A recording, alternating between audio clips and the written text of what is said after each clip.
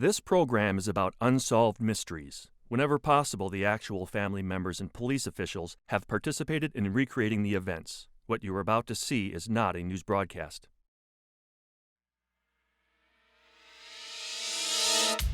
Lee Selwyn, a popular Los Angeles disc jockey, had a fondness for motorcycles. Late one night, an argument led to a high-speed duel. Lee Selwyn was run down and killed. His murderer is still at large. 8 years ago, 25-year-old Michael Rosenblum vanished from the side of a Pennsylvania highway. His father believes Michael may have been the victim of foul play. In Florida, a 77-year-old Don Juan first steals the hearts of his victims and then their cash and jewelry.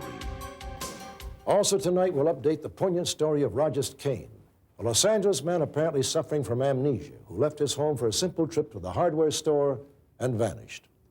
Shortly after our broadcast, a viewer called claiming that Rogers is now living in Topeka, Kansas. When the police investigated this lead, the man had disappeared again. Perhaps you can help find him. Join me. You may be able to help solve a mystery.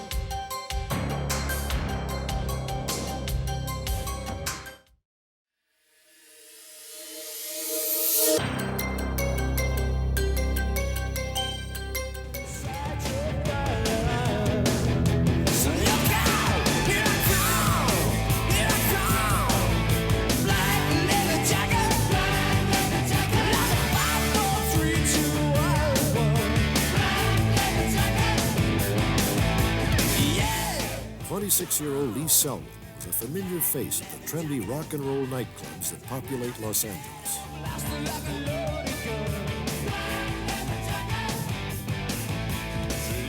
He was a close friend to many popular rock stars and musicians.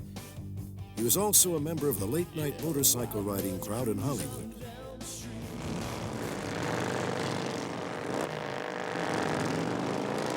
On October 8, 1988, Lee Selwyn would fight for his life, the victim of a bizarre encounter with a crazed killer on the streets of Los Angeles. It was a fight for survival that Lee would not win. Lee Selwyn was a man who loved the nightlife of Los Angeles and was an important part of it. But simply because he looked different, Lee and his friends were arbitrarily targeted for murder. The sad irony of his death is that he was only an innocent bystander. The search for his killer has been taken to the streets of Los Angeles by his family and the rockers and bikers who loved him.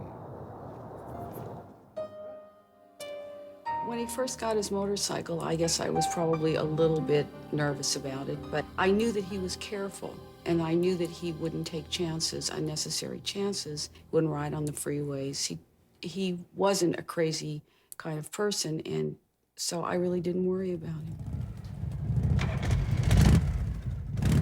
At 2 a.m., October the 8th, Lee and 3 friends left a Hollywood nightclub, unaware of the danger that awaited them on the street. They rode 2 by 2, Lee and a friend named Beachy trailing Mike Auerbach and Rob Califat, who rode in front. Driving along, and all of a sudden, out of nowhere, this truck comes flying by me. As he comes by, he dives in on me, laughing. He's screaming, ha ha, he's screaming something, I don't know, I couldn't hear, just laughing. Dives in on me. I look over at Mike, and in LA, this happens every day, but not so blatant. What you doing? What are you trying to do? Huh? What? I got infuriated because he was trying to kill me. And I'm really close to the guy, yelling at him, what the hell are you trying to do, trying to kill me? And he starts screaming at me and looking like a nut, on drugs, beer, whatever, psycho. Then he rolls his window down and spits in my face, right in my face. And Anybody could spit in their face gets irate. So I punched out his mirror, and he's still rolling his window down, up and down, spitting at me, growling, screaming. And then he starts reaching down like he's got a gun. I put my fist through his driver's window. As soon as I broke his window, he triggered, shot out of the intersection, and he's doing a Brody U-turn, and Mike and I look at each other, this guy's gonna kill us. He's coming after us. He's gonna mow us down. Does a U-turn, comes after us, we're flying down the street, and I'm just going. And I see his headlights bearing down on us. I'm just going, we still gotta get out of here. So we choose to go right, and as I look back, he comes flying through the intersection, screeching, bouncing, and comes to a sliding stop. When Lee got to the intersection, he turned left, and the man in the truck followed Lee. He's like from what I've seen, he's a crazed maniac, because he just wanted to kill me. He wanted to kill me. Instead of Rob Caliphate, Lee SELWYN became the target of the driver's rage. According to the witnesses, they were both going anywhere from 60 to 90 miles an hour. And here you have a young man who is known by his friends, known by his family as a very peaceable man who purposely avoids fights, even when confronted. And even if he is physically harmed by someone, he'll turn and walk away. You have a man like that who's out riding his motorcycle having fun, and all of a sudden he's in a situation where he's terrorized by someone in a car. He had to be in complete terror, and this terror lasted approximately about a 5-mile chase with this man right on his rear end. According to the witnesses, he was right on him, and he chased him until the time he actually hit him and drove him into a telephone pole.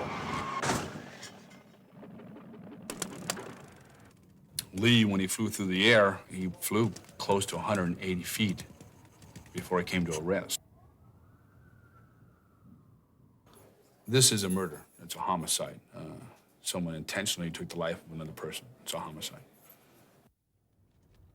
The massive skull fracture Lee received in the collision was a cause of his death.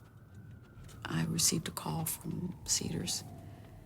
They said that he was in the intensive care. And I knew, I just knew. But I don't believe it yet. It's real, but it isn't real. He was such a big part of my life. He was my buddy. He wasn't just my son, he was my buddy.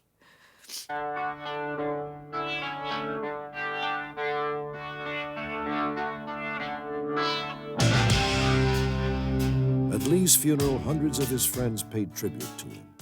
This music video, with footage shot at the funeral, was set to an original song dedicated to Lee's memory by the rock group Little Caesar.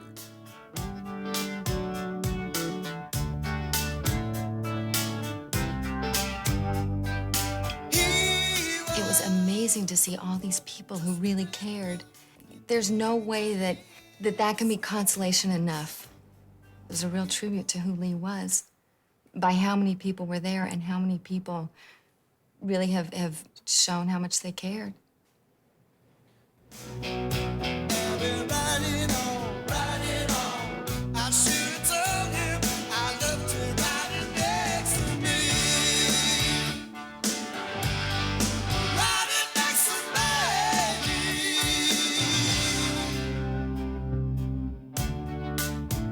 Lee's friends organized a rock concert in his honor, with special guest performances by Billy Idol and Julian Lennon, among others. The proceeds from the concert went to a fund, offering a reward to anyone who could bring Lee's murderer to justice. A lot of people take the opinion that these guys are motorcycle gang members, when in fact there was 4 guys out having a good time. They happen to like to ride Harley-Davidson motorcycles. What really counts is who they are and what they're doing. These people weren't doing anything wrong that night, and they had a right to be out there riding their motorcycles and dressed the way they were. Lee SELWYN wasn't even the man who gave him the problem. It was another one of the motorcyclists, but this man was so bent on catching that person, it didn't matter to him who was on the motorcycle. He had to catch that motorcycle, and he had to run him over, and that's what he did. It's incomprehensible to me to think that we could never find this man. I can't even imagine that I could live the rest of my life not knowing who did this. Lee's killer drove a late-model two-tone vehicle with a chrome luggage rack and tinted windows. Most eyewitnesses agree that it was a Bronco 2 or a Chevy Blazer, and that its colors were red on white. Damage to the vehicle included a smashed outside rear-view mirror, a broken window, and a dented door, all on the driver's side. The vehicle would probably have come into an auto body shop for repairs sometime after October 8th.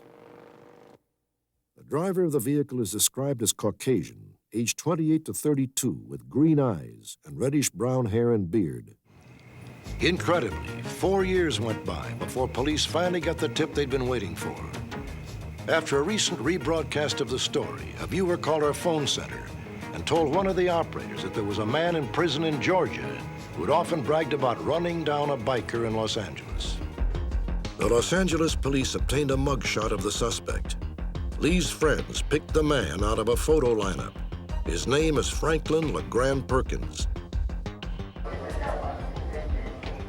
On July 30th, 1993, just 5 days before Perkins was scheduled for parole, he was arrested. 1 week later, he was brought back to Los Angeles by Detective Dan Andrews. Most murder victims know their attackers, know their killers. But this is a case that just wasn't that way. This was a random event of a person who was basically minding his own business and unfortunately was in the wrong place at the wrong time. And I think it's very unusual to identify somebody and be able to solve a case after 5 years. It's a very good feeling.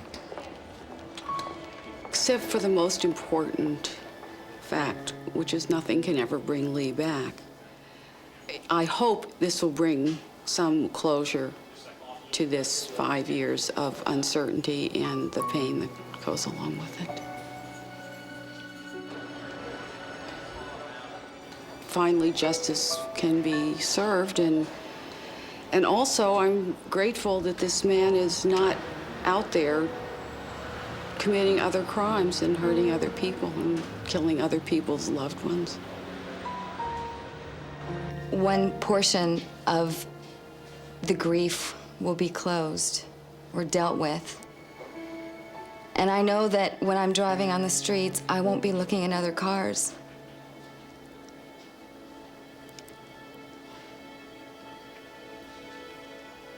Wondering if that might be the guy.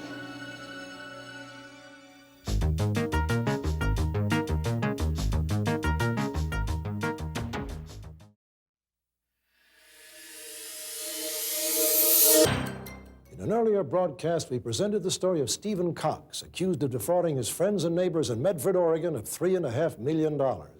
Thanks to our viewers, the 4-year search for Cox has ended. In 1982, Stephen Cox formed an investment company, offering his clients a 25% return on their money. Cox was able to convince many people in Medford to invest their life savings, totaling $3.5 million. At first, his business prospered.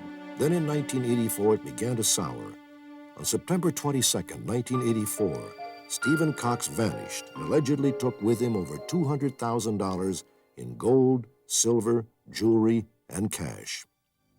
Within minutes of our broadcast in November, 6 viewers called our 800 number to report that Cox was living in Boise, Idaho, under the assumed name Robert Bradley Davis. However, just hours before the broadcast, Cox disappeared again, telling his wife he was going to Hawaii. Update: Stephen Cox has been arrested in Lake Mead, Nevada, 25 miles southeast of Las Vegas. 5 days after he fled from Boise, Cox checked into the Lake Mead Lodge Motel. He registered under the name John Strauss and listed an Arizona address. He was not the normal guest. He stayed in his room all day long.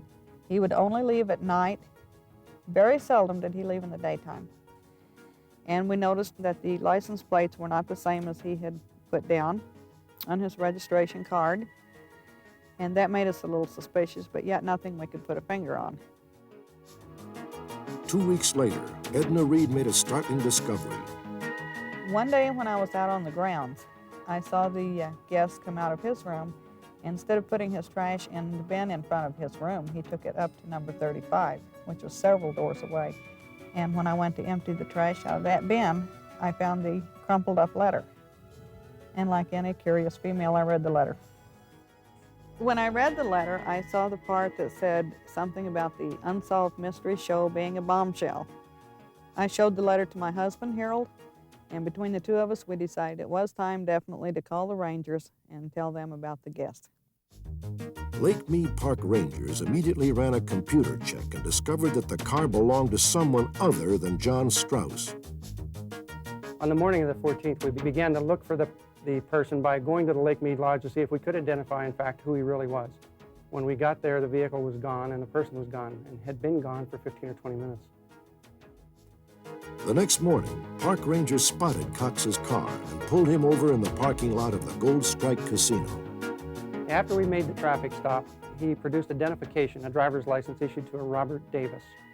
And we checked that name and date of birth through the NCIC computer and found that it was an alias used by one Stephen Cox and that there was a warrant for Mr. Cox. At that point, we placed him under arrest. During a search of Cox's car, park rangers uncovered a small fortune. When we looked in the passenger compartment of the vehicle and in the trunk, we found suitcases and other luggage-type bags filled with jewelry, rings, necklaces, collector-type baseball cards, some gold coins, silver coins. And I was really very curious to know why he had it in the vehicle and if, in fact, this was the stuff that he was wanted for taking in the first place.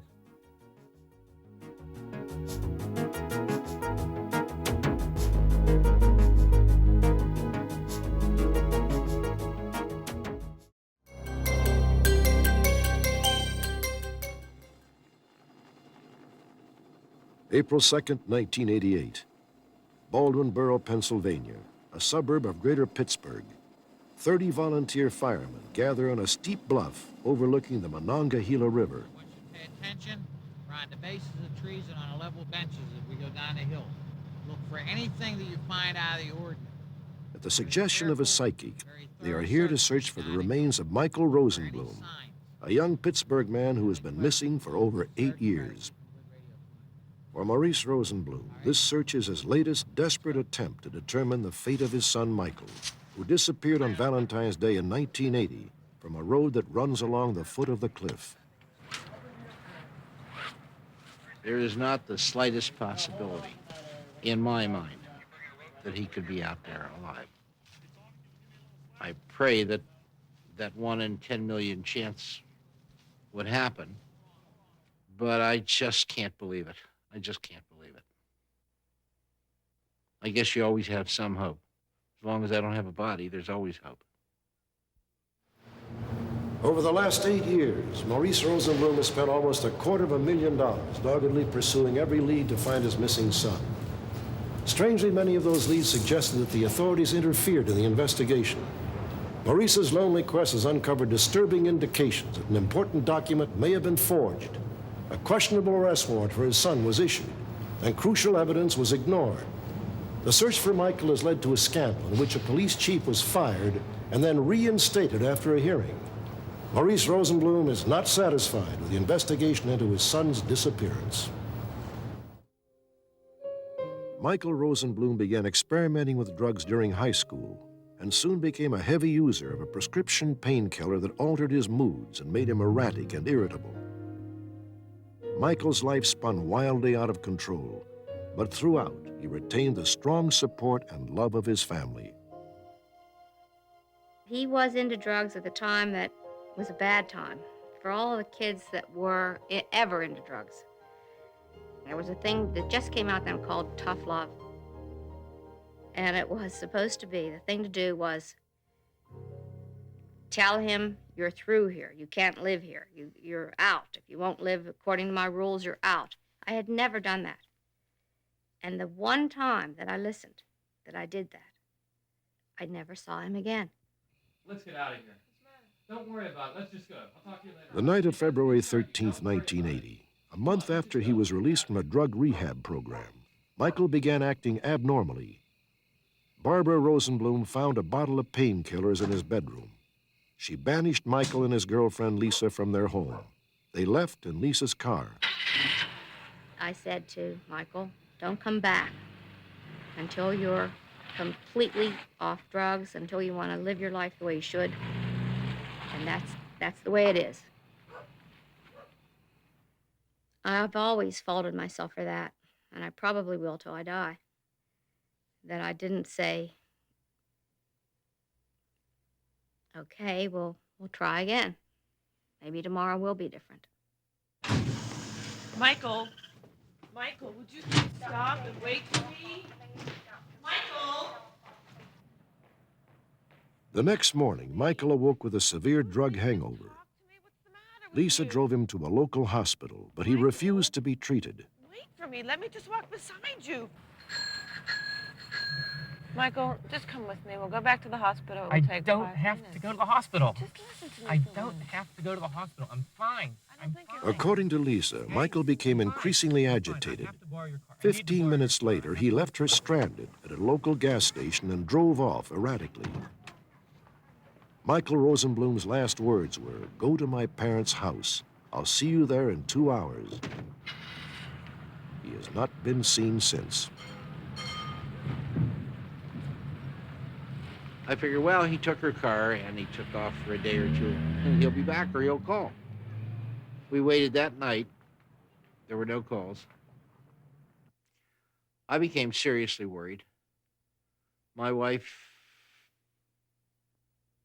felt immediately that it was a terminal situation, that he was dead. I didn't. He would never have just left. When he left, there was money in his bank account. There was clothes were in his closet. And if he were going to have gone anywhere, he would have said to us, I plan to do such and such, and I'm going to take my money and go. But all of that, his money is still in his bank account. His clothes were in his closet. They're gone. And that wasn't his style, it wasn't his way. The following day, the Rosenblums filed a missing persons report with the local authorities, the Pittsburgh Police Department, who began an immediate search for the car.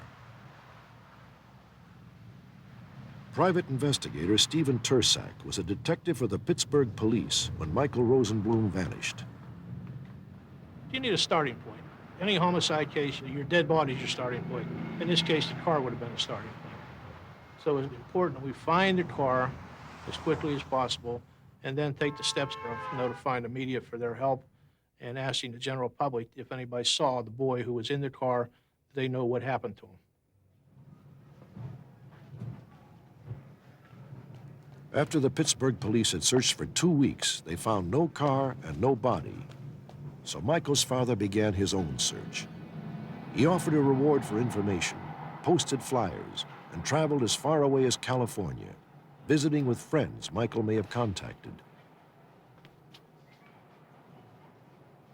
I launched the investigation myself because I was concerned about finding him and seeing if I couldn't put him back on the right track again. So I was after him for myself to kind of soothe things over, put it back together again if I could. It was too late. It was too late. It was just too late.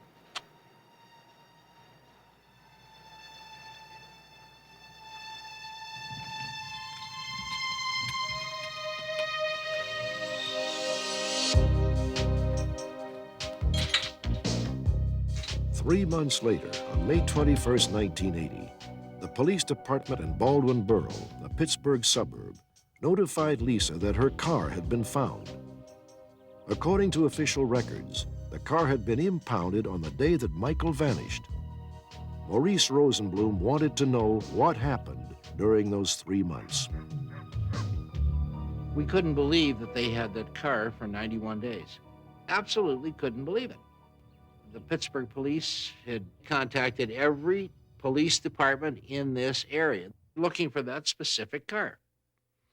And here that car was discovered in the police bonded tow yard less than 3 miles from where we're sitting right now. I think everybody was quite upset, to say the least. There was a lot of discussion about it in the old terms of policemen. Can you believe this? Can you believe what Baldwin done? River Road, where Lisa's car was found, connects Baldwin Borough with Pittsburgh's south side. The Baldwin police dispatcher was definitely contacted by the Pittsburgh police when they searched for the car, but no one can say whether the information was ever officially circulated.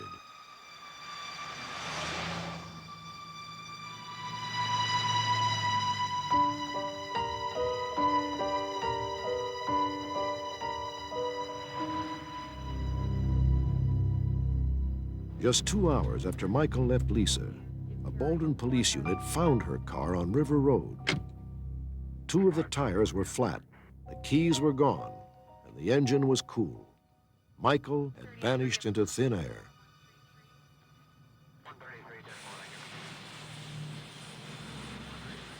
"15 minutes later, the car was towed to the Baldwin Borough car pound, where it would remain, resting on its bent tire rims for the next 3 months. Well, no question throws your whole investigation off. If we start in the beginning and we knew that car was on River Road, the whole picture would have changed drastically. My personal feelings is, and being a police officer 28 years, if we had known that car was found in Baldwin that morning within hours, I strongly believe we would have known by now what had happened to Michael. When they found the car, after 91 days, my immediate reaction was that he was gone. Dead.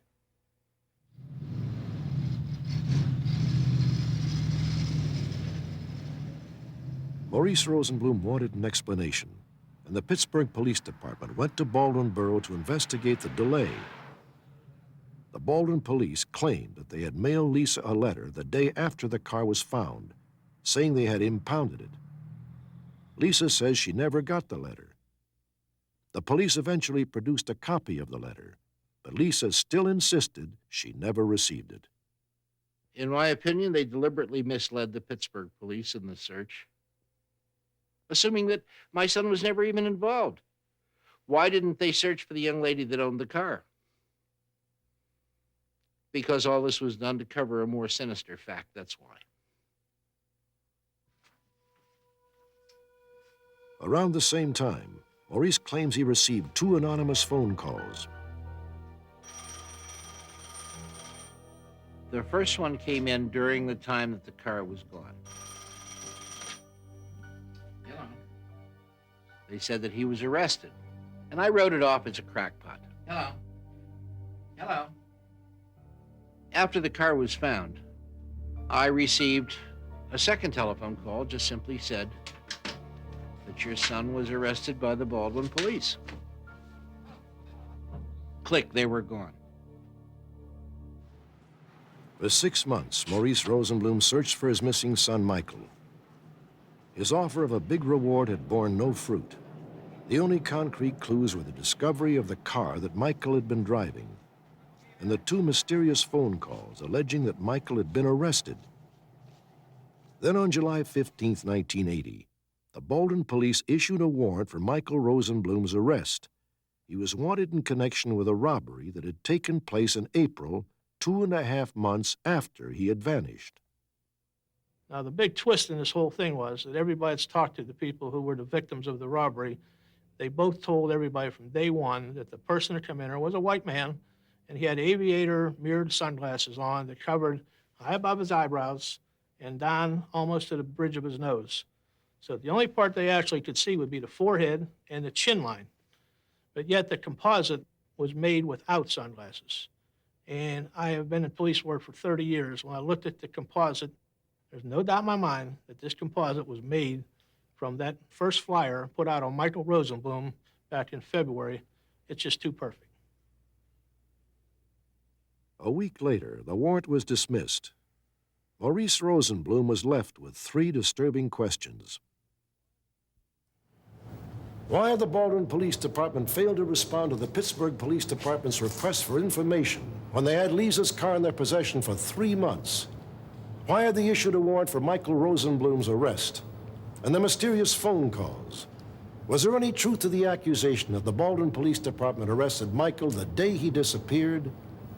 Maurice took his suspicions to the office of the Pennsylvania Attorney General. The Baldwin Police Department was investigated and cleared of any wrongdoing, but the case would not die.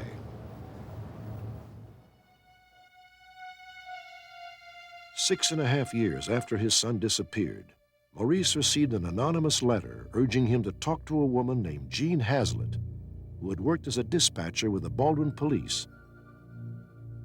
The letter led to accusations that the department, headed by Police Chief Aldo Gaburi, had mishandled Michael's case. Mr. Rosenblum showed me an anonymous letter that he had received indicating that if he contacted me, I had information regarding the vehicle that the Baldwin police towed.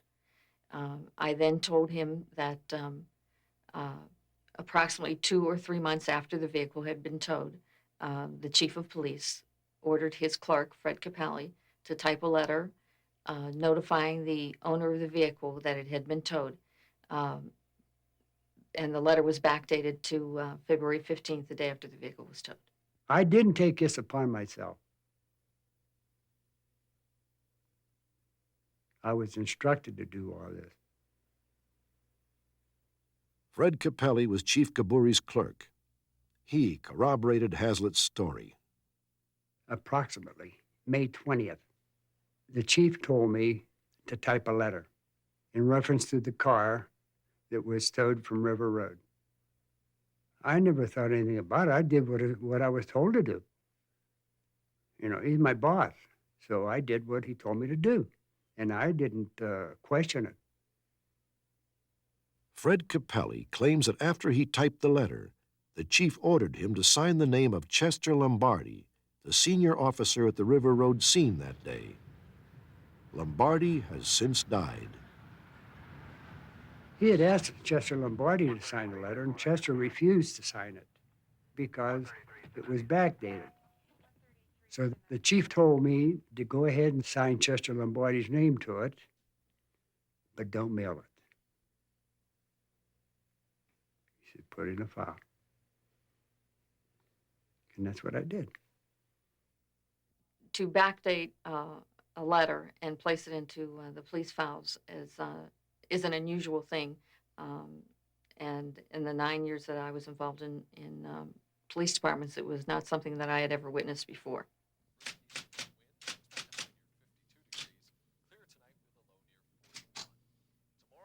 Based on these new revelations, Maurice wrote an angry letter to the Baldwin Borough Council demanding an investigation into what he thought was a cover-up. In October 1987, the Baldwin Borough Council held a hearing on the matter. They dismissed Chief Gaburi for interfering with the investigation into Michael's disappearance. When he was discharged, he appealed that to the Civil Service Commission. And their conclusion was that the chief was not guilty. The Civil Service Commission voted to reinstate Gaburi as police chief, finding there was no misconduct. They have never published a transcript of their hearings, but clearly they didn't believe Fred Capelli. Why they didn't believe me? Because the chief had friends on that Civil Service Commission. And they wouldn't believe me no matter what I said.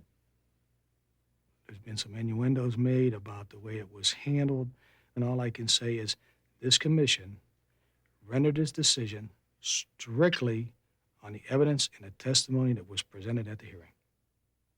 This matter has never totally been resolved to satisfy anybody in law enforcement who knows what he's doing. The time that I'll let this go is when it ends. And it's not over yet. It's not over. We're getting close, but it's not over.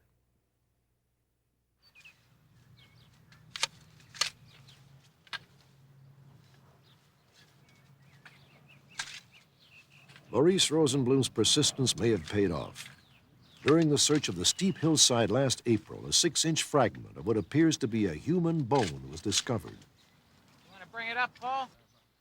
150 yards. I'd contended all along that something had happened to him. But the possibility that I might have proof in my pocket makes you kind of sick.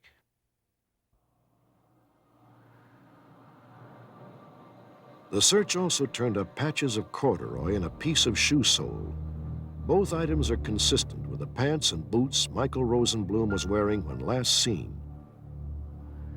These objects were discovered above River Road, overlooking the spot where Lisa's car was abandoned over 8 years ago.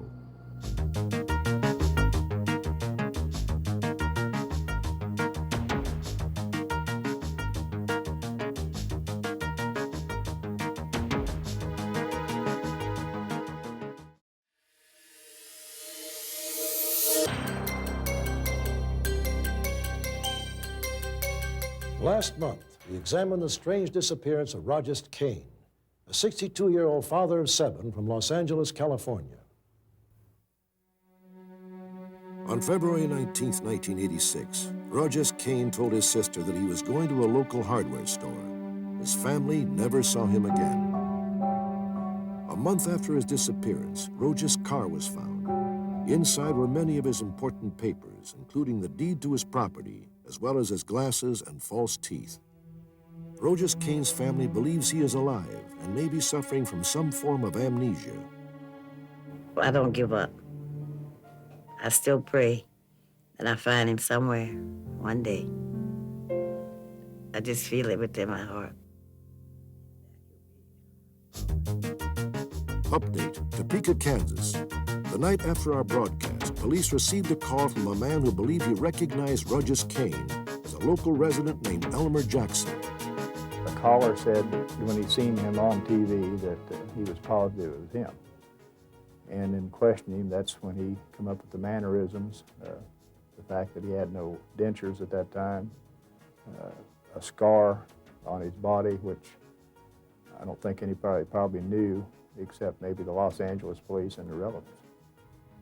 Acting on the caller's tip, police attempted to locate Elmer Jackson, only to discover he had disappeared. Within days, Roger Cain's son, LYNN, flew to Topeka and joined the police search. From what I know, he's been in the area about a year and a half, and a truck driver picked him up, decided to name him Elmer, and gave him his last name, which was Jackson, so he goes by Elmer Jackson. He's been working several jobs, or side jobs here and there, laying bricks and things like that. LYNN CAIN and the Topeka police canvassed the neighborhood where Elmer Jackson was last seen. They passed out flyers of Roger Cain's picture, but were unable to locate him. It's been the best lead so far, or the only lead for us right at this point. And we're unsuccessful today, but maybe tomorrow, or days to come.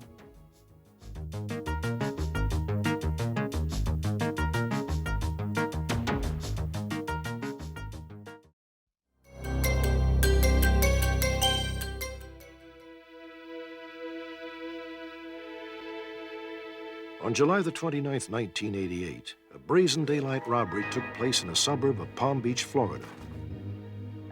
The thief had a key to the house. He was highly selective and seemed to know just what he wanted. Not one fingerprint was left behind. It was a quintessential inside job. At the door, the thief paused long enough to leave a note for his victim. He signed it L.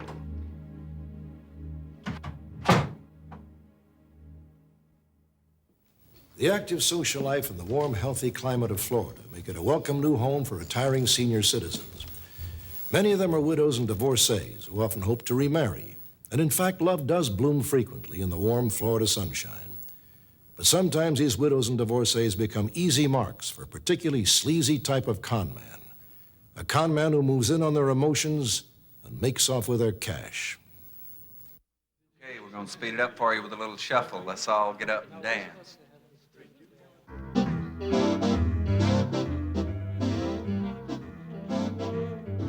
On May the 20th, 1988, a widow who was asked that her identity not be revealed went to a Friday night singles dance at St. Mary's Church in West Palm Beach.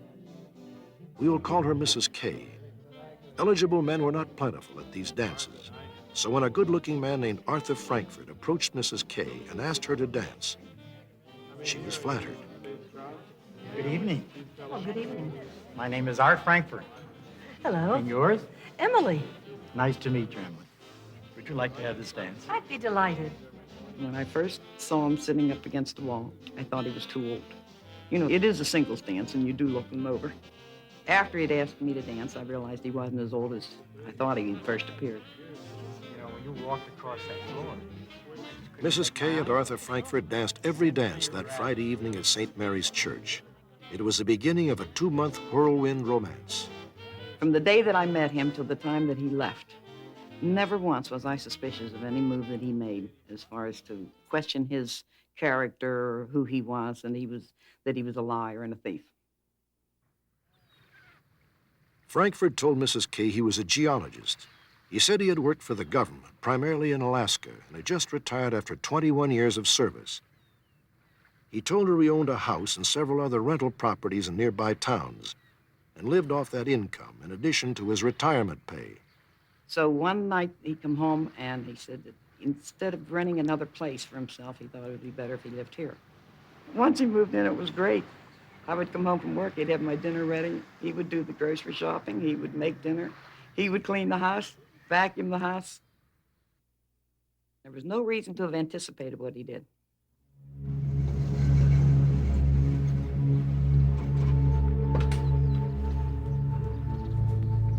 He came to the house one day with money. It was wrapped in a plastic grocery bag, and he said that he'd sold the house, that he'd rented it out with the option to buy. He asked me if I would put it away for safekeeping. I'd like to ask you to put it in the safe. It's a lot of money, but I'd like to give you the combination so you can... No. Don't worry about the combination, please. I offered him the safe combination because it was his money, and he refused the combination. He said he didn't really want it. Okay, dear. All right. Thank you. Eventually, Arthur Frankfurt did allow Mrs. Kay to give him the combination to her safe. You know, Art, I'm getting very excited about it. By the end of July, Mrs. Kay and Frankfurt had lived together for 1 month and had settled into a comfortable domestic routine. When I came home from work that night, we started to play gin, and during the course of the gin game, he stopped what he was doing and he says to me, Emily, Yes? do you really love me? Yes, I do. Very much. I guess that means I can get away with anything. At that time, I thought he meant the gin game because he would like to try to cheat. He had to win.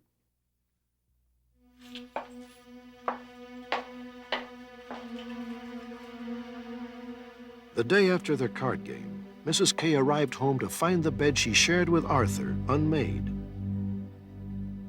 My bed's always made. Either Art made it or I made it, whoever was last up. Even then, it did not appear out of the ordinary to me. Until the time that I walked into my closet to change my clothes and discovered all the clothes from the closet missing. And then I realized that he had left. Mrs. Kay was heartbroken.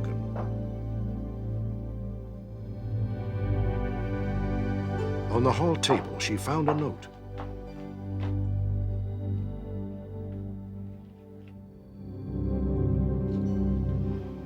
The note Arthur Frankfurt left said, "Sorry, things too possessive. L," which was their code for love. Then Mrs. Kay remembered giving him the combination to her safe.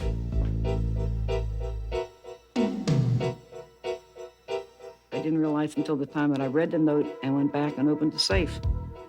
And then I discovered that I was robbed. Her most expensive jewelry, valued at $4,500, was gone. Also missing were several items that had belonged to her late husband: his wedding ring, handgun, work ID card, and driver's license renewal form. Mrs. Kay notified the authorities. It took a lot of courage to call the police. I wasn't in a hurry. I didn't want to say it out loud to myself that Art was who he was. Detective David HOYT came up with sordid background information on this senior citizen, Don Juan. Arthur Frankfurt was wanted for check forgery, Also, burglary to a condominium. He's using a AKA, or also known as, James Ferguson. Police also learned that Mrs. K was not Arthur Frankfurt's only victim. The president of a senior Olympic center, where Frankfurt worked for a short time, remembers receiving telephone calls from 3 women who had been conned by Arthur Frankfurt. And they took me into their confidence, admitting that they had invited him to live with them. They were sexually involved with him, and it made them very, very vulnerable, of course. And of course, he stole everything he could lay his hands on when he was in their home.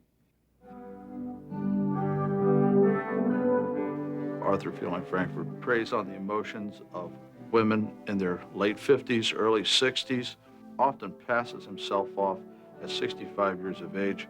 In reality, he is 77. This is sort of a game to him, and I know he's probably somewhere else in the United States preying on other women the same way. Arthur Frankfurt is 6 feet tall, weighs about 165 pounds, and has gray hair and blue eyes. He has been known to use the alias of James Ferguson and may now be using the alias of Andrew Kearns, posing as a widower from West Palm Beach. He would have the identification papers and wedding rings to substantiate this false identity. Update. Within minutes of our broadcast, 2 viewers called our 800 number to report that they recognized Arthur Frankfurt. The individual said, "I know where Arthur Frankfurt is. I'm his ex-brother-in-law. My name's Floyd Meadows." I asked him if he had ever seen this Arthur Frankfurt do magic. He said, yes, he did, and he does it very well. This is one of the keys that I never released to the press or any other media, that Arthur Frankfurt does magic. We received another call about 20 minutes later from a white female. Says, Arthur Frankfurt lives next door to me in Whitley, Kentucky. This was the confirmation call that I was looking for. At that time, I knew we had our man. 2 hours later, Frankfurt was arrested at his home in Kentucky by the McCreary County Sheriff and Kentucky State Troopers. He was living under the assumed name James Ferguson with his new wife of 2 months. During a search of Frankfurt's house, police uncovered several identification and credit cards with different aliases.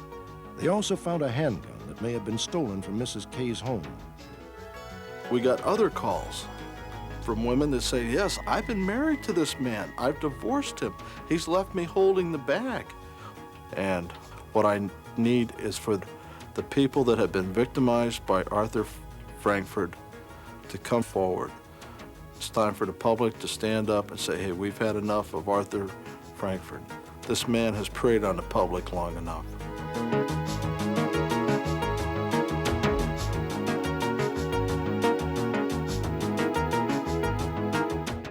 For every mystery, there is someone, somewhere, who knows the truth. Perhaps that someone is watching. Perhaps it's you.